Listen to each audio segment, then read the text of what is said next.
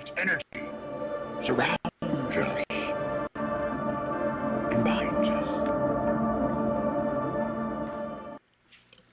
What's up, everybody?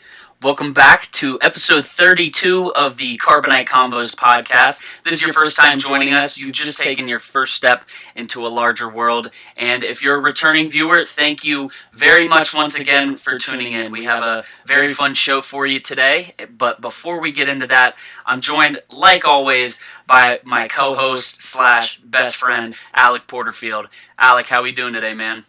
Dude, I am so great. I am so excited to talk about some of this crazy new things we have going on with these fandoms. I can't imagine anything better to be happening and a better time to be alive with all these sort of things. So, dude, I'm just ready to get into this stuff, man.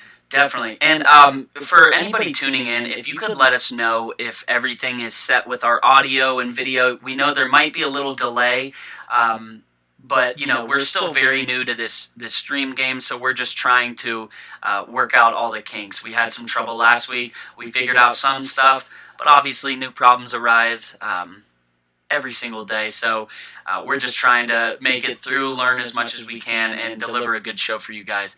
So let me give you guys a quick rundown of what we're going to be talking about today. We are going to start off with the Bad Batch announcements. Now, there was a new poster that was dropped, as well as trailer number 2, which you can go check out Alec and I's reaction to that trailer and a more detailed breakdown. That'll be up later tonight. So we're going to talk about that a little tonight, but we wanted to save that, you know, the big discussion for the actual breakdown. We're moving, you know, to the next topic. We're going to be talking about Falcon Winter Soldier episode 2. There's a lot to talk about. It was a very interesting episode, and we got a glimpse at another Young Avenger, which leads us right into our third topic, which will be the assembling of the Young Avengers in the Marvel Cinematic Universe. There's not really much to talk about number 4, but that's going to be that Spider-Man finished filming, so, you know, very exciting news, especially for wall crawler pops right there. Oh my god, that's so hype. Definitely. And we're going to round it off with talking about the Kenobi Cast. So that was announced yesterday, the full cast. I'm sure this isn't every character that's going to be, you know, showing up in Kenobi, but it's definitely the main characters. So, Alec, I am ready to get into this if you are. Dude, born ready. Sounds good. Give me 1 sec. I am fixing my mic because I think the sound levels are a little high on my end. We got Star Wars Thrifting in the chat. Man, what's going on? Star Wars Thrifting. It is actually a girl, and she runs one of the coolest Instagram accounts that I follow. Star Wars Thrifting pretty much goes out to thrift stores, Goodwill, and finds the most random Star Wars things that you could ever imagine, but they're super cool. Every now and then I find something that I have, but, you know, awesome account. I think she just joined Twitter, and I know she just created a YouTube, so definitely go check that out. Thank you very much for joining us. Do we have anybody else in there? No, that's it right now, man, but Sounds good. Alec, let me ask you a quick question before we get going. Is it actually, because I know Alec has the live chat up, he has the video. Is it still showing video? Because I'm getting an error message. I believe so. I think we're good. All right, sounds good. So let's just get right into the Bad Batch. We just watched it, and that was freaking awesome. Dude. I am so excited. For not only was like the first one great, this one I would say was potentially even better.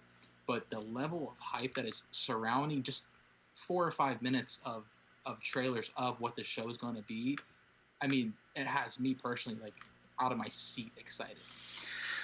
100%. You think of the lasting impact that the Clone Wars has left on us, especially Season 7. Season 7 was incredible. That brought out the little kid in me, and one of the hardest times we as a country have gone through.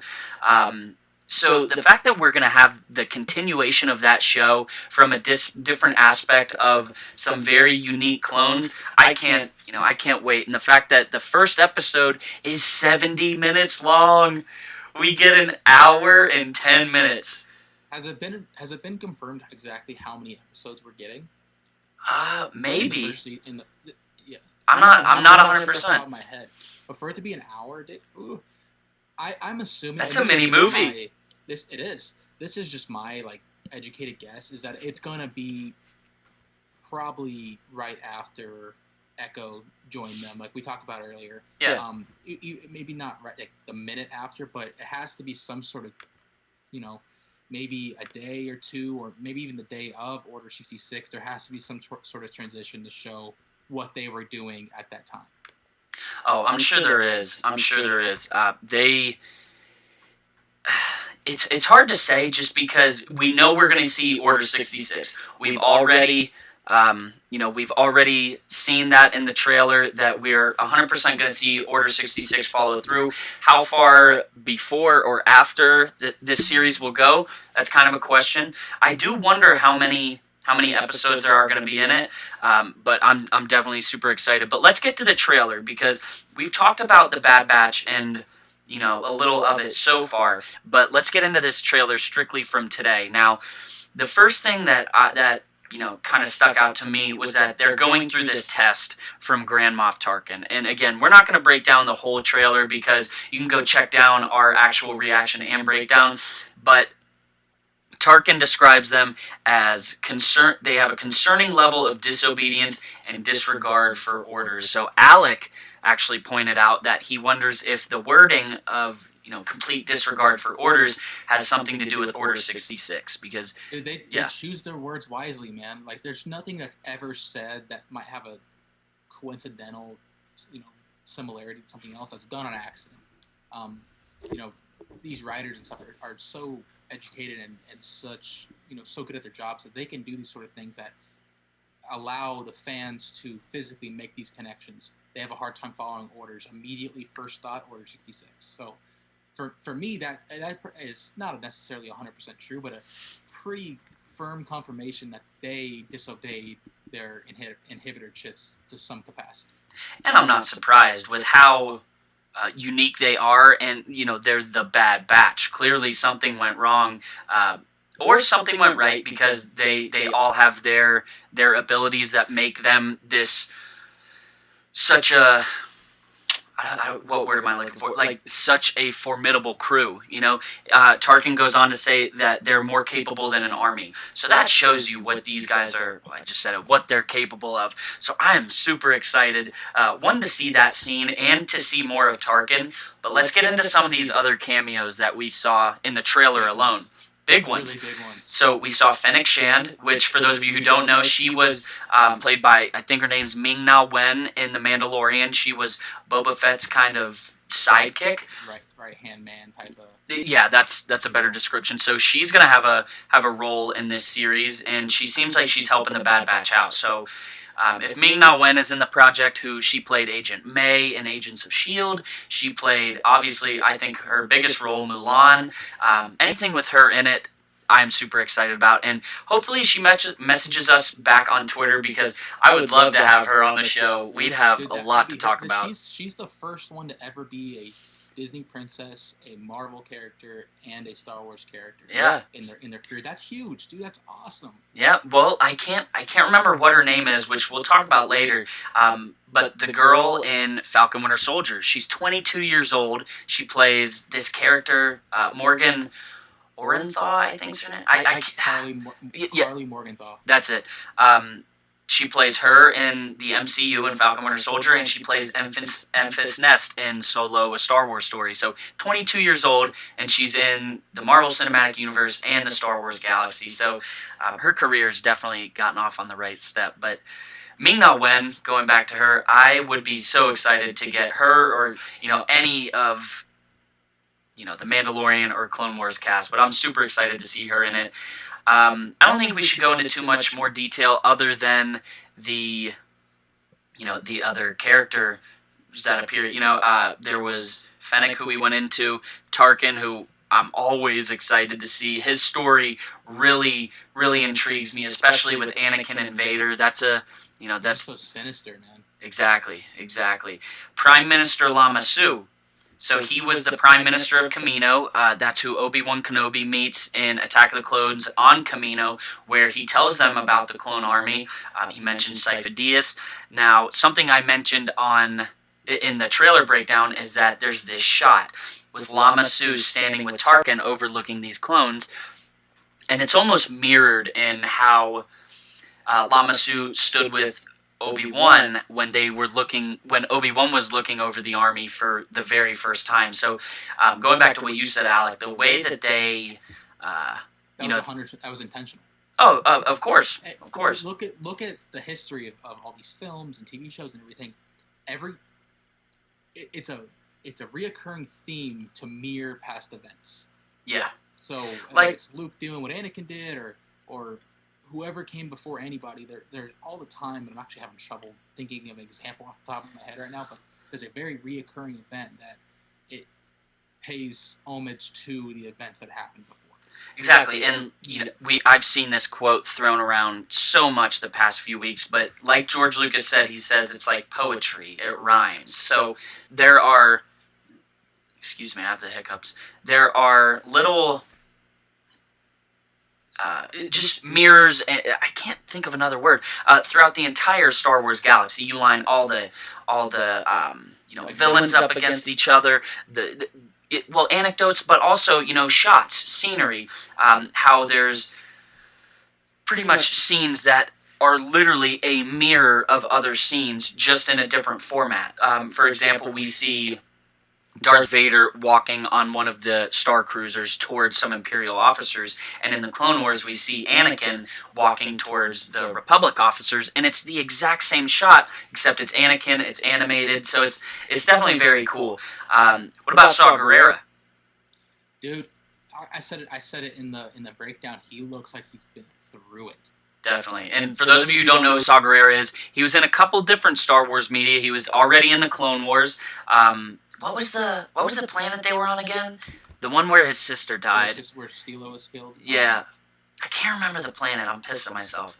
Let's not waste too much time. So he was in Clone Wars. He was in Rebels for, I think, 1 or 2 episodes.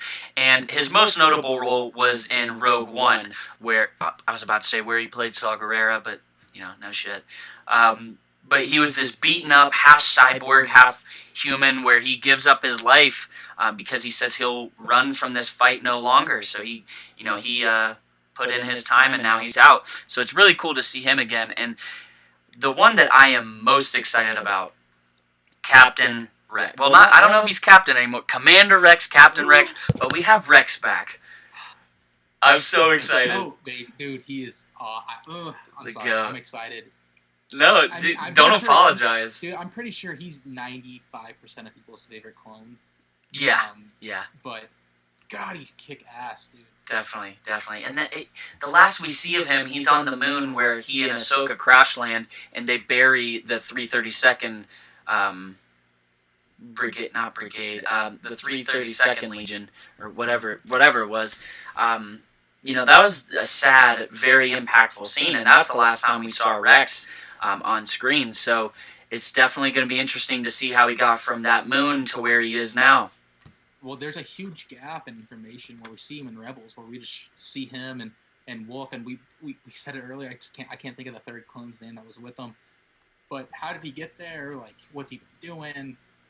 And you can go check it out to see the full conversation on the breakdown. But we're just basically wondering, like, we want some sort of scene that not necessarily makes peace, and we don't even need to know everything that he's been doing over the years. We just want, I personally want some sort of information saying, oh, he's just going to go to this planet and kind of like Obi-Wan did and kind of just chill and not necessarily be a hermit, but just live his life peacefully, do his own thing, something along those lines. I personally would be very satisfied with that. Yeah, no, definitely.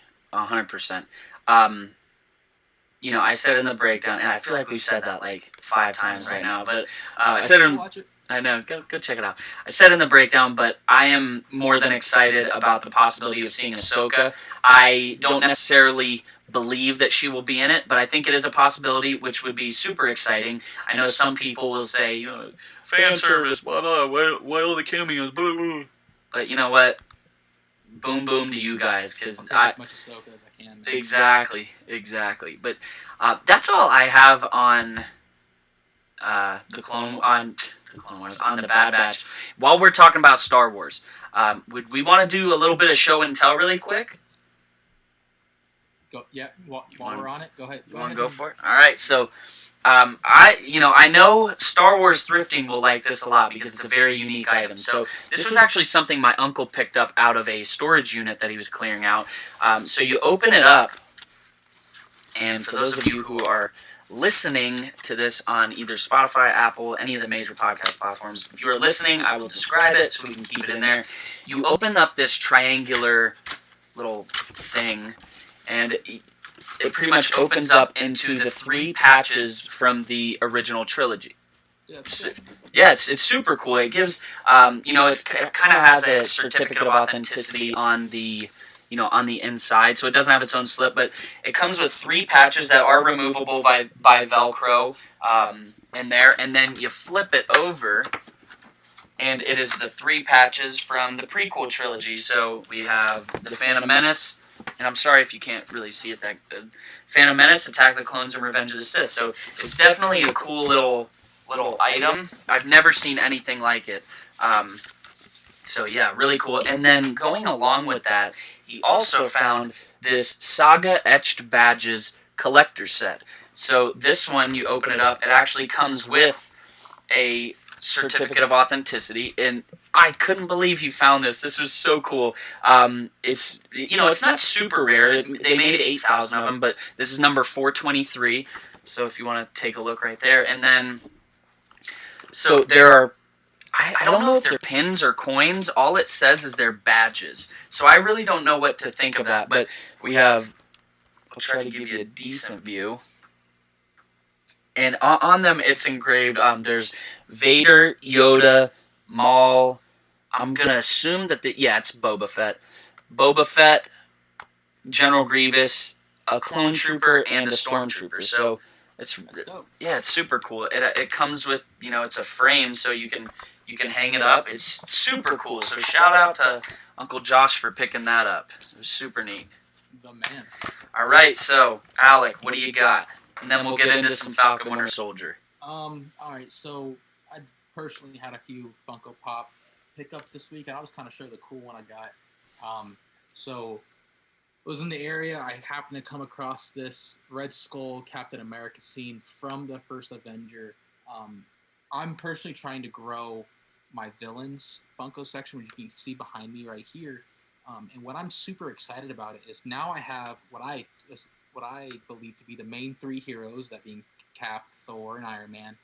A scene of each of them with a different villain. So I got this. I'll give you another look here. We got the Red Skull and Cap, and then if you can see it in the background behind me, cool. If not, we got Iron Man and Whiplash from Iron Man 2, and then we got Thor and Thanos from Infinity War. Super pumped about that. Really excited to keep that section growing. And honestly, didn't find it for a terrible deal, so I had to snag it. $30. All right, so show and tell over. Classroom time. We're back to work. Eventually, we're gonna have a nice little animation of a nice little classroom where all the kiddies are doing show and tell. Well, gotta keep it young. Gotta keep it fresh. Exactly. So I'm trying to, I have so many pages of notes, whether it be Bad Batch, Falcon Winter Soldier. I know, so I'm trying to organize it. So let's get into Falcon Winter Soldier. So I'm gonna go into this one, kind of lead this, and then Alec is gonna take on the Young Avengers, which we're super excited to talk about. So with this episode, the first thing I'd like to bring up is the difference between U.S. Agent and Captain America, because it's clear to everybody that he is not Captain America. He might have been, I don't know if it went to a board or a committee that decided he was Captain America, but he does not have, or it doesn't seem like he has the definable quality that made Steve Rogers Captain America. So when we see him getting interviewed on Good Morning America, we see the anchor the interviewer going into, everything he's accomplished, how he has 3, Purple Hearts? Medal of Honors. 3 Medal of Honors. MIT did a study on his body, and he passed it was advanced in all physical categories. He was captain of the high school football team. It seemed like he was popular. People know him. Seems like he was the man in high school. That typical quarterback. Which, if you're gonna be that, that's awesome. Good for you. that is not what Captain America was. What made Steve Rogers Cap wasn't his physical ability. It wasn't that, because the first time we see Captain America, he's my size. He's 5'7", maybe even smaller. I'd like to think I'm a little thicker, but well, I'm thicker in the gut, but I'd like to think I got a little more muscle on me than him. But he's a scrawny little guy, but he's willing to fight for what's right.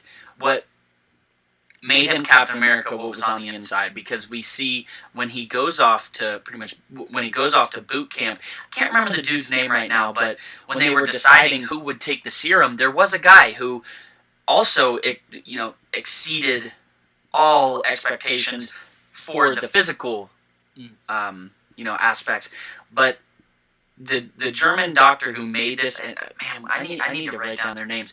He did not want him, because it makes a good man better, it makes a bad man worse. So it made Captain America what he is today, and that was Steve Rogers. Dude, you're absolutely right. I'm actually really glad you brought that up, because if you didn't bring it up, I was going to. And because when the night before Cap is going to get a serum, he says, a strong man, this isn't worth the word, but a strong man who's known power all of his life does not truly understand that power, but a weak man given the power will have appreciation for it. And now, it was said much more beautifully and articulate, but it gets the point across. John Walker was born with this strength. He was born with this natural ability to perform at almost superhuman level. Okay. Yeah, because it's not easy to be an athlete. It's not easy to be a high school quarterback. So he knows what it's like. Go ahead. No, I was just going to say he knows what it's like to perform under pressure, and then he went into the military. But that's all I was going to say. Yeah. At the end of the day, John Walker I don't think he is a bad person, but he does not truly understand of what he's capable of, and what it truly represents, and what he should truly be doing with it. Hence why, Cap is worthy of holding the hammer. John Walker, if he tried to do that thing, might pull him through the floor, because he doesn't understand. He does not truly understand that power. And it took Cap years and years and years to finally be able to be worthy of holding that power. Obviously there was the one thing holding them back with Bucky and Tony's parents. No, but John Walker has never, and probably never will, understand that power, which I don't know if the MCU is going to go towards the Dark Avengers or not. I don't know at this point, because I don't know if there's going to be enough to go towards with that. Mm-hmm. But if they do, he would fit in perfectly. Definitely. He's definitely someone you want on your side, because he is strong. He is a badass. Until his last line of this episode. Till the last line. I was starting to like him. Yeah, I was like, he admits it. He's like, I'm not trying to be Steve Rogers. I'm trying to be the best Captain America that I can be. So he says he's done the work. Yeah, so he has done and accomplished great things. And then, kind of similar to like a Loki situation, where you're like, oh, this guy's awesome. We can trust him. Yada yada yada. Boom, 180, complete opposite in one sentence. Yeah, definitely. I thought it was interesting how when he's coming out onto the football field, it was an updated Captain America theme, because it was the music from the original Captain America, and it was Cap's theme, but it was given that high school marching band twist, which I thought was really interesting. You just don't like hearing it for another person. So this is a very hot take. All right. And my opinion on this is it doesn't. I'm not agreeing or disagreeing. This is just what I've seen some fans point out, and they have a point. That ceremony was built for Sam Wilson. You think? Yes, and it almost in a way where it's kind of throwing it in his face, because the mainly predominant thing was that the band seemed to be some sort of HBCU affiliated band. Okay. Now, again, I cannot speak for this. I have no knowledge or education on the matter. I can only imagine for Sam Wilson and someone who has the heritage and the ethnicity and those sort of things, that would be very frustrating. because it almost is another type of thing, salt in the wound type of situation.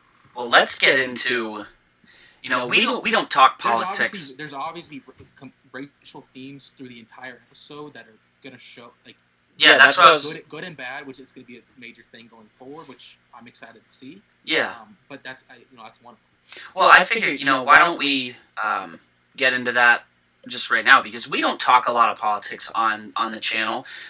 We like to keep that separate and just keep this about Marvel and Star Wars. But, that is a big influence, and it was very interesting to see this episode, how it reflects today's world, because, who are, you and I, being who we are we to talk on the topic? But it is very interesting because we see the cops come, give Sam and Bucky a problem when they're just having a conversation in the street. I didn't mean Sam and Bucky a problem. They only give Sam a problem. They ask Bucky, "Is this guy bothering you?" And it's very reflective on today's society, and it was really sad. And I'm sure that opened a lot of people's eyes for sure. Because what's interesting about it was they come in and they start berating Sam. This guy giving you a problem. And Bucky's the one that has a warrant out for his arrest. And what I thought was BS was, as soon as he realized it was Sam Wilson, his complete attitude changed. Yeah. Because at that point, it's almost like he knows he's good. Yeah, it's like you thought there was a different possibility before you knew he was an Avenger. So... in that scene, too, I can only imagine the frustration for Sam finding out that there was a black super soldier since at least the Korean War. Let's talk about Isaiah. Maybe that's exactly. So who knows when we don't know exactly how old he is, because super soldiers age at a different process. So he could be 100 years old, or we don't know. I can only imagine for Sam Wilson growing up as someone who was probably just 100% had to have been discriminated against and struggle and have these influences around him, that if there was a black super soldier that was fighting for the country, I can only imagine for young kids that would be empowering. Yeah. Oh, 100%. And I feel like that's a lot of what Black Panther might do today, too, because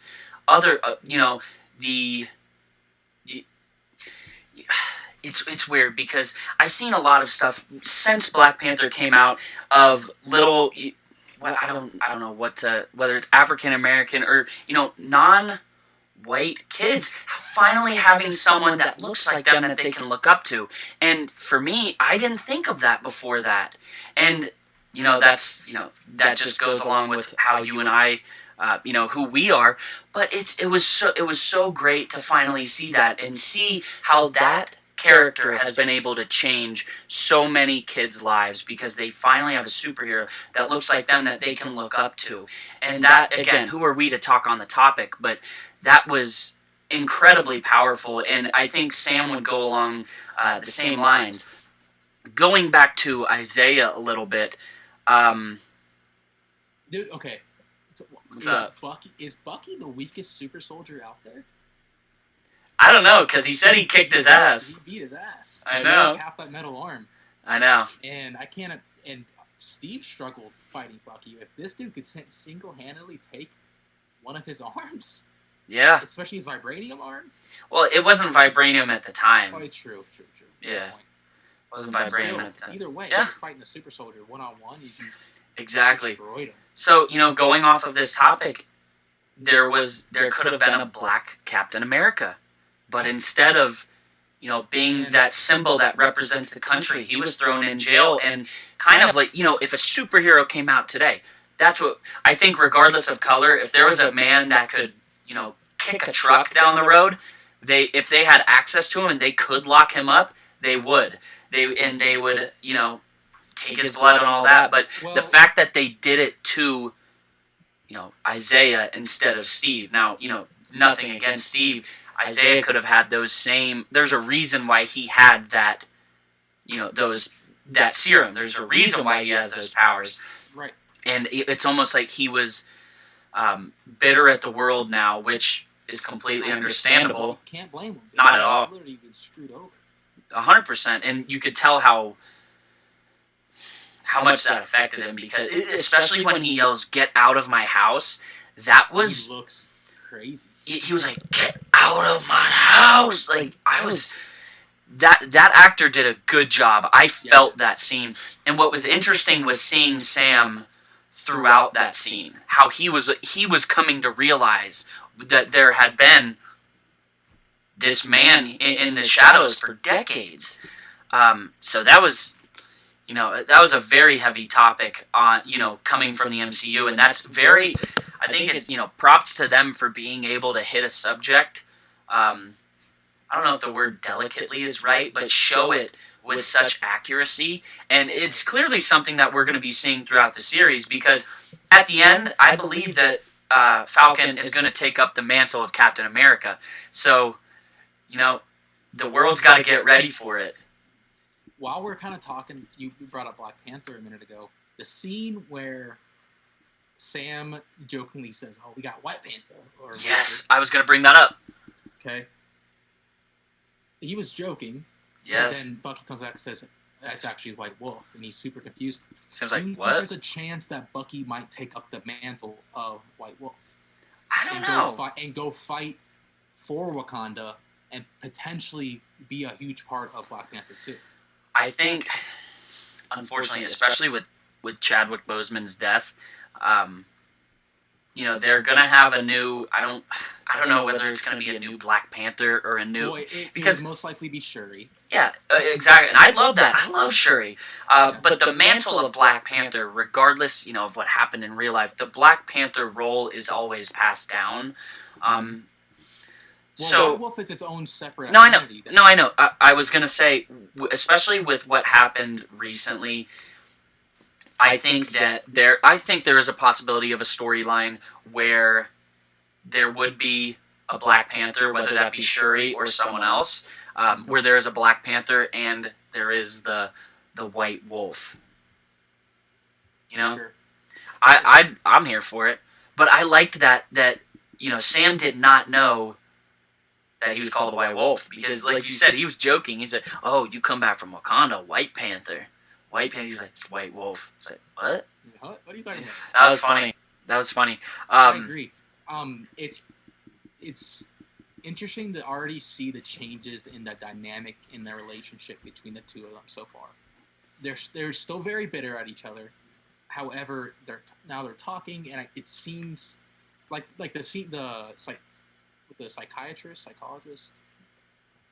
Doctor, whatever, where at the end he goes through it and he goes, "All right, let's go get this thing," whatever, and slaps him on the side or whatever. Yeah. Well, that was. I kind of regard what you're gonna say. I think that different. I think different. In the end, I see them coming together more. But right before he slaps him, he says, "Let's do this," and then we never have to see each other again. He was like, "I'm fine with that." Now that's not gonna happen. Right. That's not gonna happen. But the fact that they're saying that to each other, I think in this moment they both believe it. Right. I think in that moment they both believe it, but we have 4 more episodes, which episode 5 is said to be the best episode by far, so I'm super excited for that. There are 4 more episodes where some event is going to happen that will make them realize, we need each other. I know after WandaVision, it's hard to say, like, oh, we're going to get a cool cameo or whatever, but when Sebastian Stan, like, however long ago, said, "Well, we're going to see some really cool characters in this," and already we've gotten introduced to a good couple already. I'm not saying it's going to be a cameo of someone that we've seen before, but we are going to get another character in some capacity that's just dope. Oh yeah, 100%, 100%. Potentially in a big one coming in that episode. Oh yeah, we'll get into that in just a minute. We kind of hopped around there for a little bit. Let me just try. So one thing I'd like to point out is that in this episode, John Walker signed a action figure of himself, and I pointed it out to you and our buddy today that action figure is now on sale. I got a notification about it today. That exact figure, same packaging, that is now on sale. So that'd be really cool to get your hands on that specific one that was in the trailer, autographed by him. I wonder if he signed it. What's his? John Walker or what's his, I know his last name is Russell. He's Kurt Russell's son. Okay, either way, but going off of that, there was a brand new John F. Walker Funko Pop announced, which I gotta get. I'm gonna throw right there. It's not gonna be in the Captain America line. I like how that. Like, so those of you who are familiar with Funko Pops in general, like the name on the front are usually very specific, and it did not say Captain America. Well, no, dude, there would be an outward. I don't think that I would buy it if it said Captain America on it. Right. If it said, like, it says John Walker, and I, like you said, I would like a pop of each character in the MCU. If it said Captain America on it, I would either wait for one that said U.S. Agent, wait for one that said John Walker, or I wouldn't have that damn pop in my collection. Right, wouldn't happen. That's the point of them making it say John Walker, is that it's going to change. Yeah. You know what I'm saying? Yep. Definitely, because nobody in our world accepts him as Captain America. If they do, you're a floob. Just made that word up. Just made it up. Oh well. Yep. Awesome. So new merch line announced for John Walker. Now there's not much to talk about, but I really liked the big three. Right. Aliens, androids, wizards. and wizards. You say wizards or? I don't know. Aliens, androids, no, it's not warlocks. It's wizards. I thought that was pretty cool because you look back, they all are either you go android, an alien, or a wizard because you got Doctor Strange wasn't in it. Sorcerer is a wizard without a hat. He's like, oh, I just made that up right there. I mean, I don't know the ruling, but it sounds pretty good to me. I don't know, but not every. I don't know. That's not every villain in the MCU, but it is an interesting theory. The ones that actually matter. Outside of human beings, like. Not all of them. I mean, well, it's. Never mind. We could go into a whole other discussion about all of them. If there's a fourth one, then it's going to be. It'd be human. Yeah. It'd be human, and like that's not one of the big. Exactly. So yes, in that moment they're talking about, because if it's a human, they're just going to say, yeah, this dude or this lady. But to let everybody know, yep, we got one of the big three coming. I thought that was pretty funny. So I know you can't wait to talk about our next topic. So what? Actually, I'm sorry. Before we get into the Young Avengers, I want to note that they mentioned the Power Broker. That is huge because we talked about it last week. That is actually where in the comics U.S. Agent John Walker got his powers. I'm not sure if that's where he got it in the MCU, but the fact that we are going to be introduced to the Power Broker, that's very interesting. And it kind of leads you to believe maybe that's how the Flag Smashers, this rebellion group, maybe that's how they were able to get this serum. Through him, maybe they went rogue. I don't know. But the fact that we had the Power Broker name drop, I think that is very, very big for the show. I think I could be wrong on this, so please don't hold this against me. I'm pretty sure that's where Carl Morgenthau, the original Flag Smasher villain in the comics, also got his powers. But now in the MCU, it's Charlie Morgenthau. Okay. And they're all super soldiers called the Flag Smashers, versus the comics being one individual Carl called the Flag Smasher. Wow, that's super interesting. I think it's big that they just announced him because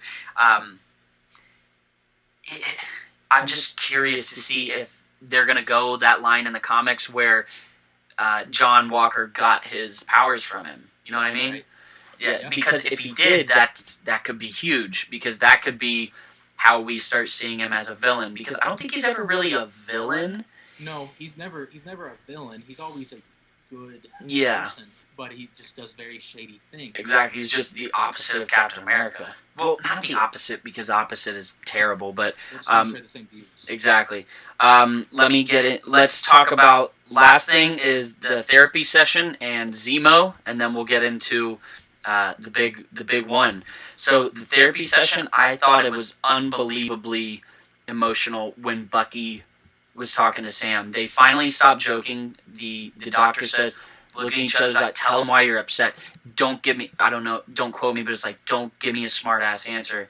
And he says something to the effect of, he gave you that shield. That represented what Steve stood for. He said a couple other lines about that. He gave you that shield. He passed that down to you, and you disregarded it like it was nothing. So maybe he was wrong about you. And then the emotion in his voice, the way he was kind of trembling, he said, if he was wrong about you, then he was wrong about me.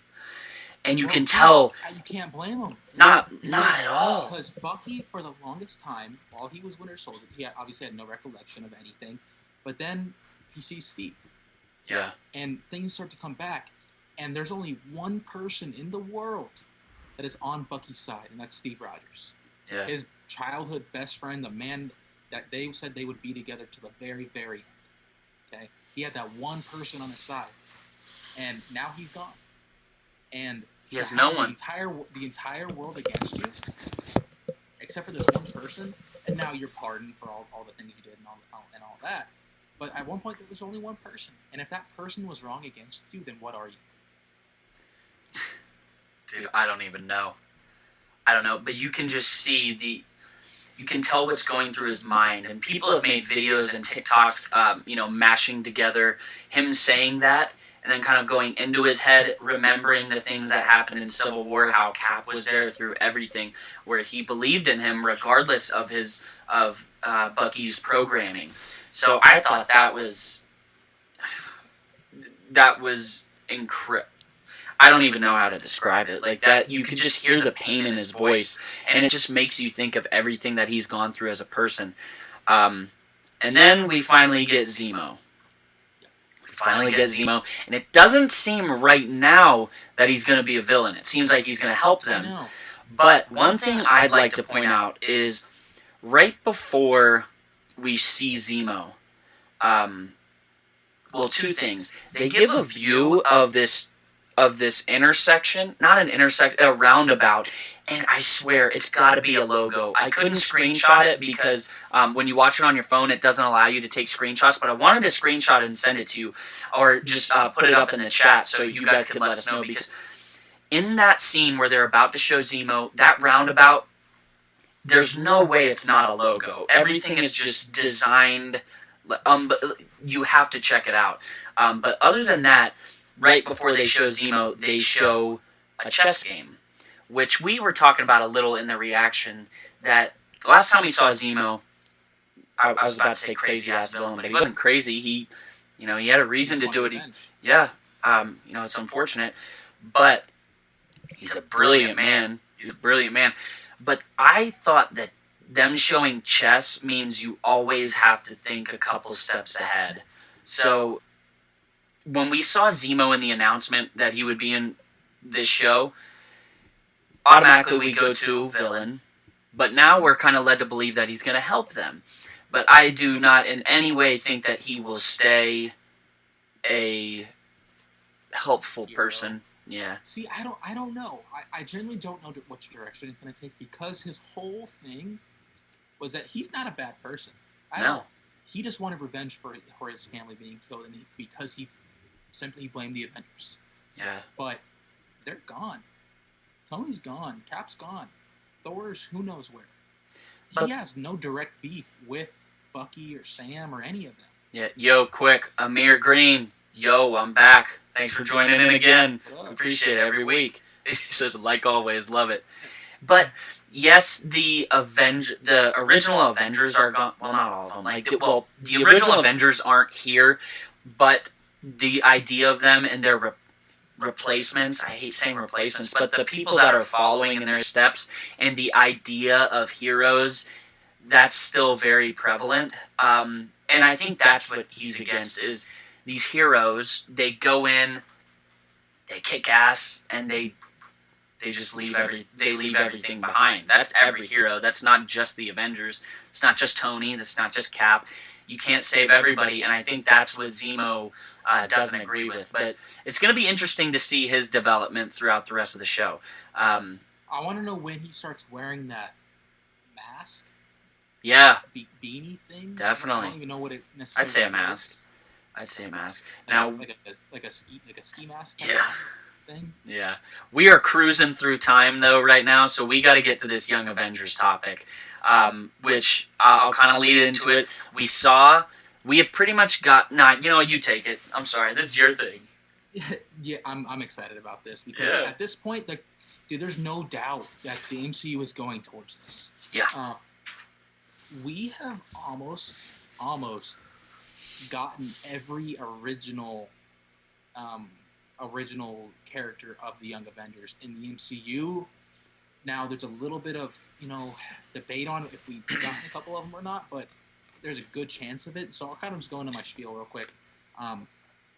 So the Young Avengers itself isn't really that old. It was just their first appearance was in Young Avengers #1, which was issued in 2005, I believe. Class is in session, people. Listen up. No. So I'm just gonna go real brief rundown, and we'll talk about it a little bit. So how they were formed was Nathaniel Richards, who was Iron Lad. Okay, He essentially came back from the future, and he showed up at the Avengers Mansion, only to find it essentially destroyed after Scarlet Witch lost her mind, went batshit crazy, and then blew it up essentially. Which obviously, we don't know what Wanda's up to in the MCU right now, so there could be a connection there. Yeah, buddy. So Nathaniel Richards, who's Iron Lad, it actually becomes a villain, known as King the Conqueror. If you're not familiar with him, so that's his future self. Okay, now his present self, the one that time traveled, was essentially running away from his future self, and this can get a little bit confusing because it's a lot to handle. But time travel is never easy to talk about. I know. That's like Hot Tub Time Machine. Oh anyway, so Iron Lad shows up at this mansion to find it, in shambles. And basically, the one good thing about him coming out of that was that he was able to go into Tony's old technology, and basically he took Jarvis, or Vision, whoever it was at the time, the AI, he found it, was able to put it into his suit. Okay, so Jarvis, essentially, Vision, was alive again. Yeah, buddy. Which, again... Good morning, sir. That makes some sense with what we got going on with the multiple visions. And maybe a third, fourth. Who knows? And with Iron Lad, I think the consensus is that might be Harley from Iron Man 3, the little boy. That would make a lot of sense, just because of his character. He was kind of groomed by Tony. And he was in Endgame. He was at the funeral, so I wouldn't be surprised. 100%. So that's one of those things we're talking about. We think that's him, but we're not 100% sure. Anyways, so once Iron Lad was able to put Jarvis into his suit, kind of like a holocron, like we were joking about a couple weeks ago, it had this information about the Avengers failsafe program, which had the location of all these young heroes with powers that he could essentially go find. All right, let's get into them. And so that consisted of Eli Bradley, who we were just introduced to in this last episode. He's known as a couple things: Lieutenant America, Patriot. I don't know what he's going to be in the MCU, but for those, I'm sure. For those of you who might not, he was the most likely the kid that answered the door. That's his name. We heard his name. Mm-hmm. What? Really? In the credits, I'm pretty sure. Okay. So. Okay, then that's him. I think so.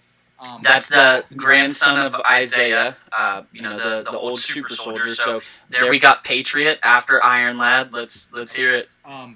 Billy Kaplan, which is Wiccan from WandaVision. Okay, his brother eventually joined the Young Avengers, but he wasn't one of the founding members. Tommy as Speed. Tommy is Speed. Yep. Then we also had Teddy Altman, who was in fact the Skrull. And he was called Emperor Doric the Eighth. Where that comes from, I don't necessarily know, but he was nicknamed Teen Hulk. Now we have not been introduced to him yet, though. We have not been introduced to him, but we got so much Skrull stuff coming up. Yeah. I can only imagine that he gets. There's a potential of him coming up. Exactly. Who's next? Later on, we got Cassie Lang, who she is called Stature. Thank you. Yeah, or Ant Girl at different points. So she has been in Ant-Man Ant-Man and the Wasp, and then we see her briefly in Endgame, kind of grown up. So Cassie Lang. Really good. So we got her. There's a good chance she does something cool. Yep. And then Kate Bishop, who we've been expecting to make an appearance as Hawkeye for a while now. Well, we're getting her. We're definitely getting the show. Yeah, so there's a TV series, Hawkeye. I can't remember when it's coming out, but we also saw her training the very first scene of Endgame. Hawkeye was, and that's actually one of the Russo brothers' daughters that played her in Endgame. I don't know if you knew that, but she was training to be Hawkeye, hitting the target right on. Stay on target. I had to throw in a Star Wars reference. So they're assembling. So the whole plot of this thing became Nathaniel trying to get away from Kang, but Kang was actually able to convince Cap and Iron Man at the time to essentially convince Nathaniel to become Kang, because it was him becoming Kang was the only way to prevent an apocalyptic future. Okay, now. The very last founding member of the Young Avengers. I would have held that clap. Was in fact a new version of Vision, who was born from the AI in Iron Lad's suit. So, however many Visions are going to be out there, but this was a brand new Vision. He had no recollection of anything that happened in the past. Dude, you're getting me hype. Some of that stuff just makes too much sense with what's going on, especially with WandaVision and all that happening. It does. It would fit very. They could easily. I wouldn't want to see it word for word that exactly, but you know how the MCU tweaks. Yeah, they follow it. The same story, but new and updated and entertaining. Dude, it's literally a masterpiece waiting for it to happen. Definitely. So we're getting the Young Avengers. Yeah, we're not confirming it, but they've introduced them. Definitely. Like you said, the pieces are there. The pieces are all there. Oh, and man. With all the scroll stuff coming and Secret Invasion, it makes way too much sense, man. Oh yeah. There's and so many. I'm sure MCU adaptation. Maybe we're gonna get something with Monica Rambeau in there. We got Miss Marvel. One of my new favorites, man. Maybe her at some point. I don't know. Miss Marvel was a part of the Young Avengers, I thought. Yeah, so she's a teenager herself, so. But I thought she was specifically part of the Young Avengers. Yeah, at some point. Okay. And we're like with everybody else, everybody kind of rotates around. Yeah. And stuff like that. And we're the West Coast Avengers and the Dark Avengers and all that. So. We're getting they're always fluctuating. Yeah, and we're getting a Miss Marvel show, so we're definitely, and we've been introduced to her in the video game. She-Hulk. I don't know. She-Hulk. I don't know too much about what's going on with her age. I don't know. I'm not super familiar with it, but there's that. Yep. Maybe that's Teddy Altman. Maybe it's a female version. Could be. Tadina. What is the female version of Teddy? I don't know. Well, Theodore. Yeah, good female name. Theodore. No, what's the... No, I don't know. I'm still trying to think. Alright, but let's move forward. There's not much to talk about with Spidey finished filming. Is there anything you have to say, Wallcrawler? I'm just excited that it's actually, it's... Now they just gotta edit, and I'm sure that part's difficult in its own, but there's nothing stopping it from happening at this point. It makes me kind of nervous, though, because... Didn't something with Tobey Maguire, didn't it just happen where he, quote, officially signed on? Didn't that, just happen? Well, so if that happened last... For a long time, it's probably... I'm expecting him to be, if he's in it, if him and Andrew or anybody's in it, it's not going to be more than a couple minutes. Yeah. No, I get that. So, it would only take... That might only be a couple days for the shooting. Yeah, I mean, you're not wrong. You know better than I... You know better than I would. For sure. I don't know. I'm just excited that there's nothing standing in the way from this thing being put into the final stages of production. Knock on wood, dude. Do not say that. Until we are sitting in the theater, hopefully the theater is open by then. Until we're sitting in the theater watching Spider-Man 3 No Way Home, you can't say it's not. It is not happening, because look at Black Widow, man. You son of a gun. You just jinxed the hell out of it. Alright, so... Let's get into the Kenobi Cast. Now, me in my amateur streaming, I am going to put the cast up on the screen. Now you got to give me just a sec because I have to find out how to fit it. But give me just one sec. It is a very, very interesting cast. Sorry guys, give me one sec. I want to make it big enough to where you guys can see it, but small enough to where you can still see Alec and I. Alec, if there's any way you could scoot the camera over, that'd be great. If you can't, that's fine. Alright, so I think I'm good. Are you good, Alec? Yeah, we're good. Go ahead. Okay, so first thing I notice on here, obviously, Ewan McGregor back as Obi-Wan Kenobi, followed by Hayden Christensen, who will be in all 6 episodes of this TV series, which I cannot wait for.